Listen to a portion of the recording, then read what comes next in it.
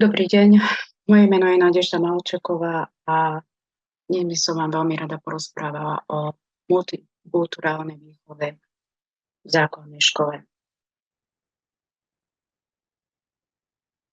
Mám viac ako 10 rokov pedagogickú prax ako pedagogická asistentka na základnej škole a pôsobila som nielen v triedách, práca so žiakmi, ale aj priamo s komunitami.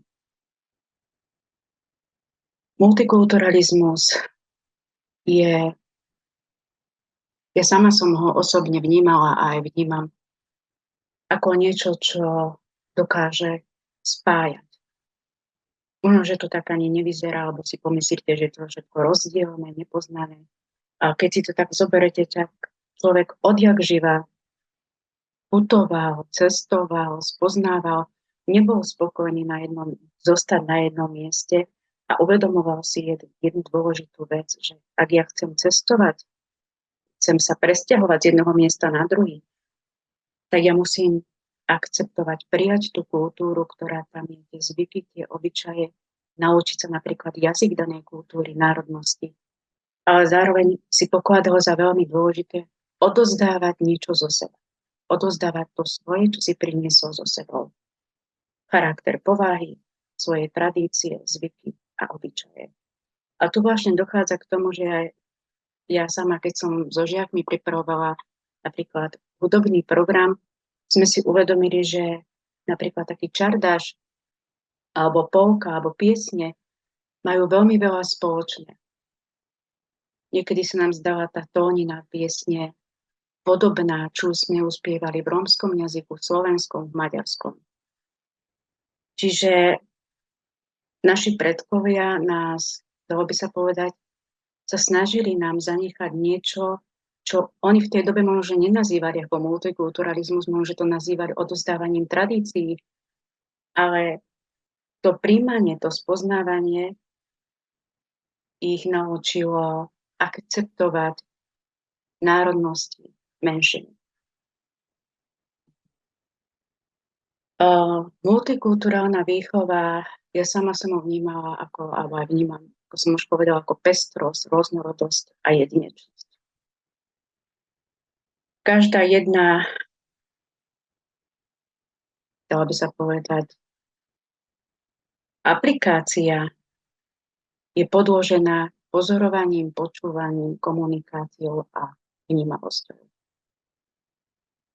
Nedá sa hovoriť o multikulturálnej výchove, ak pozorovaním a počúvaním, komunikáciou a vnímavosťou vnútorne nie sme na to pripravení, nepoznáme či už našich žiakov alebo kolegov z Borovny.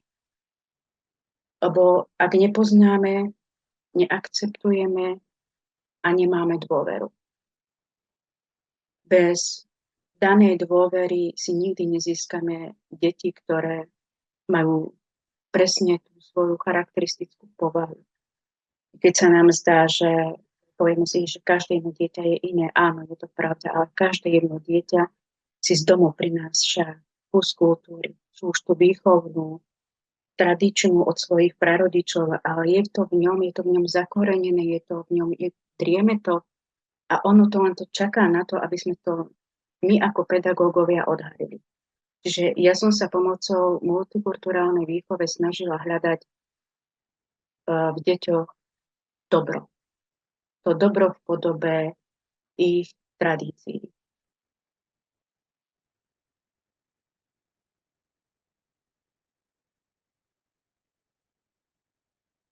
Taktiež som multikulturalizmus, ale priznám sa, že som si to neuvedomila, že to, čo robím v praxi, sa môže nazvať multikulturalizmom.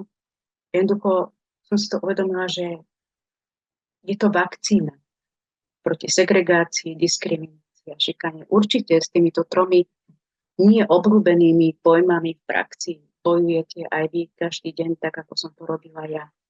A bolo to veľmi ťažké, aby trieda, ktorá bola zmiešaná, kde boli rómske deti, maďarské, slovenské a dnes už aj deti ukrajinské,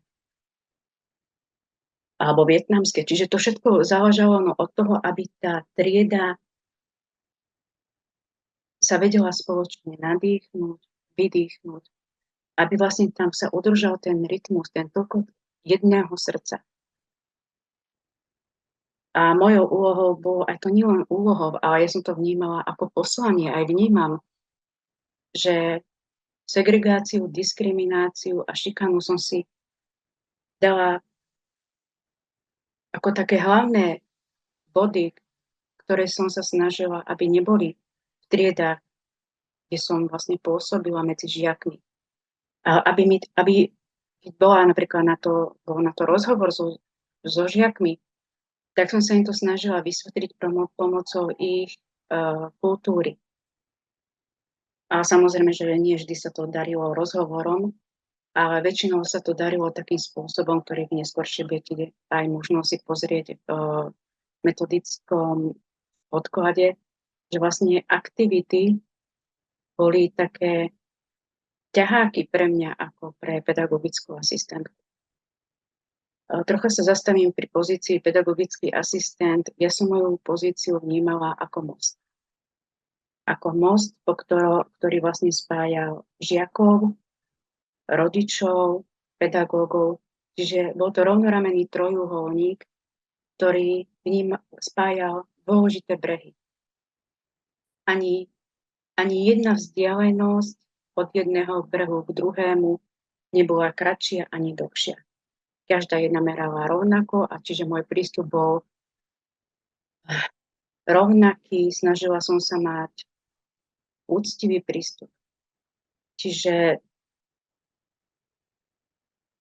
môjim bojom proti týmto trom segregácii, diskriminácii a šikane bol multikulturalizmus. A vlastne vnímala som ho ako vakcínu, ktorou som sa snažila naočkovať nielen mojich žiakov, ale aj kolegov tým, že som ich zapájala do jednotlivých aktivít, či už z pozície triednych učiteľov alebo učiteľov konkrétnych vyučovacích.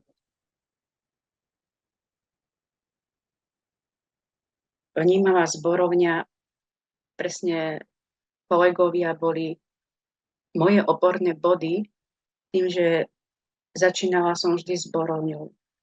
Vnímala som mojich kolegov, mala som k ním úctu a vlastne všimla som si aj ich vzájomné vzťahy. Bolo veľmi dôležité, aby medzi nami zborovne bola tá akceptácia, spoznávanie, priateľstvo a úcta.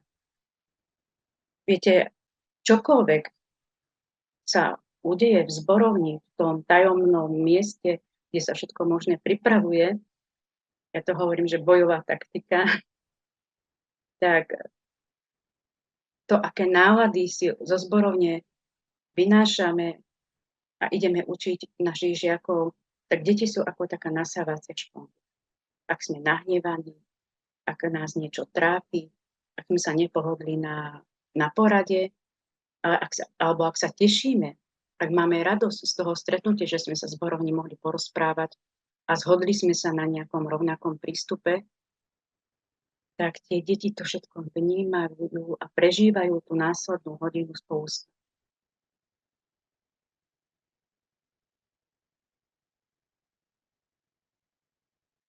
Vnímavé vyučovacie hodiny, týmto vnímavým vyučovacím hodinám sú vlastne aj jednotlivé aktivity. Napríklad, keď si zoberieme hudobnú výchovu, tak ja som na hudobnej výchove ako pedagogická asistentka veľmi mi pomohla tým, že som hrala na hudobnom nástroji,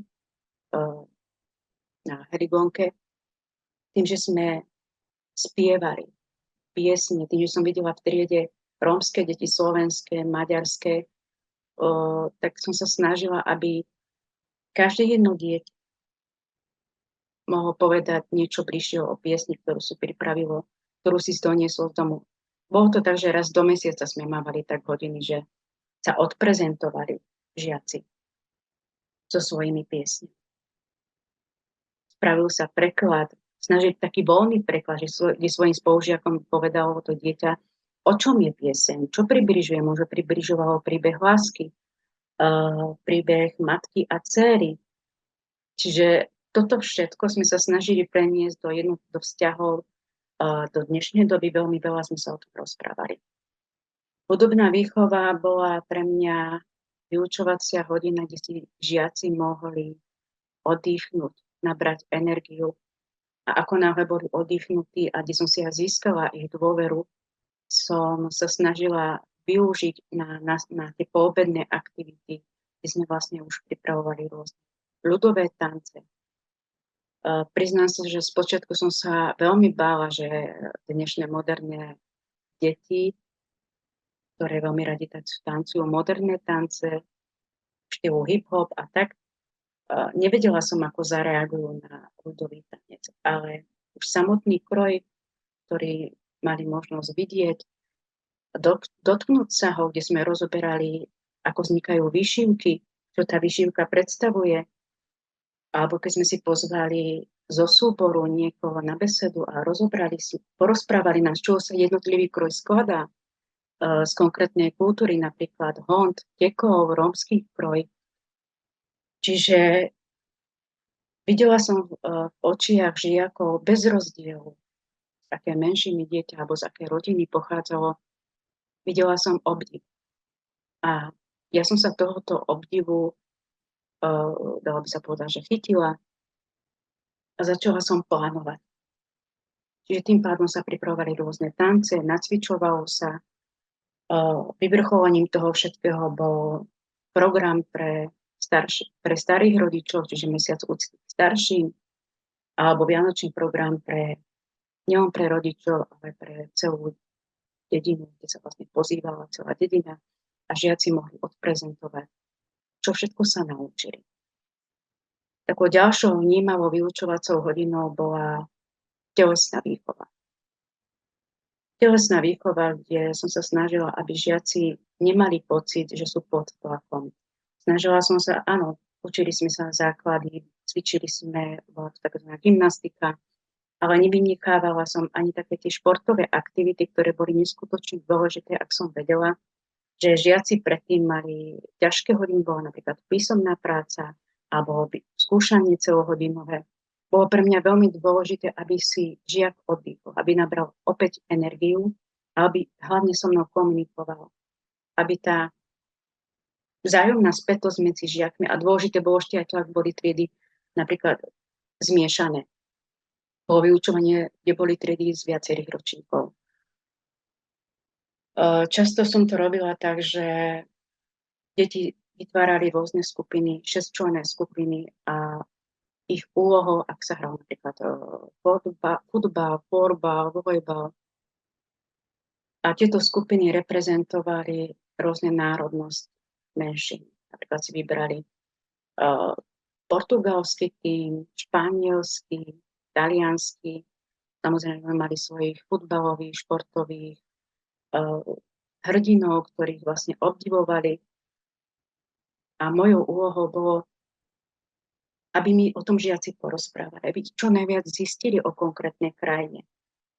Nielen čo sa týka športovej kultúry, ale aj celkové zvyky, obyčaje, na čo je tá krajina hrdá, čo všetko ju spája. A skôr ako sme začali ten športový turnaj, tak ich úlohou žiakov bolo pred triedou alebo na hodine telesnej výchove odprezentovať tú krajinu. Pripraviť si dres v jej farbách. A keď som videla to nadšenie, ako takýto športový turnaj dokáže deti spájať, že deti dýchali spoločne. Naozaj v tej triede bolo počuť tokot jedného srdca. Pre mňa to bolo neskutočné. A takouto najväčšou odmenou bolo, že po skončení víťaz tohto turnaja získal napríklad pohár riaditeľky školy alebo riaditeľa školy, čo týka florbalu, futbalu. Tá odrazu sa stratila z tej triedy tá nekomunikatívnosť, agresivita, diskriminácia, segregácia. Odrazu žiaci spoločne ako tým prežívali nielen malé prestávky, ale aj tie poobedné aktivity. Lebo pozerali videa, ako hrajú ich vzory, snažili sa to všetko preniesť do toho športu, lebo veľmi, veľmi chceli vyhrať. Ako tým, nie ako jednotlivec.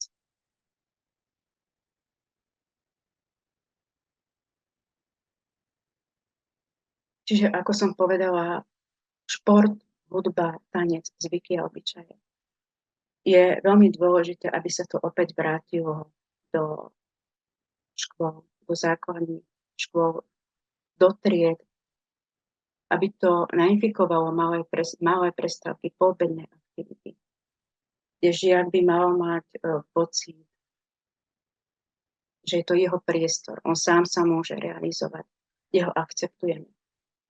Lebo ak hovoríme o multikulturálnej výchove, tak ja ju vnímam tak, že nie je o tom, aby sme my diktovali žiakom, ako majú šport, hudbu, tanec a zvyky a obyčaje prežívať.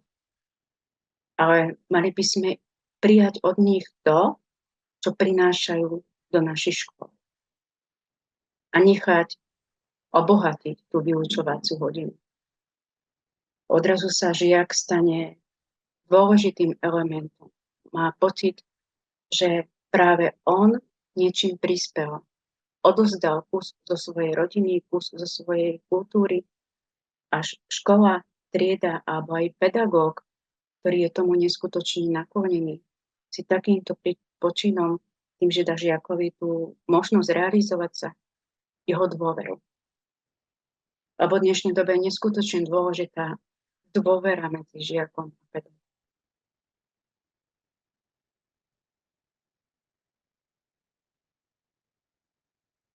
Prajem vám, aby ste boli buzovou, ktorá na farebnej mape ukazuje smer. Melódiu, ktorú si deti v sebe ponesú po celý svoj život. Budú spievať svojim deťom, žiakom. Je veľmi dôležité, aby sme si uvedomili, že pri každom jednom stretnutí so žiakom, či už v prvom ročníku a neskôršie až v tom 9. ročníku, keď sa žiak rozhodne, že pôjde študovať na nejakú strednú školu, vybere si povolanie, aby poniesol v sebe tú pečať nášho stretnutia. A len od nás záleží, čo mu tá pečať bude pripomínať. Školu, ktorá mu dáva možnosť realizovať sa, škola, ktorá mu dáva príležitosť spoznať kultúru, akceptovať ju a neskôršie si bude uvedomovať v dospelosti, že naozaj tie kultúry sú rôzne a je veľmi dôležité sa naučiť ich prijať. Ďakujem za pozornosť.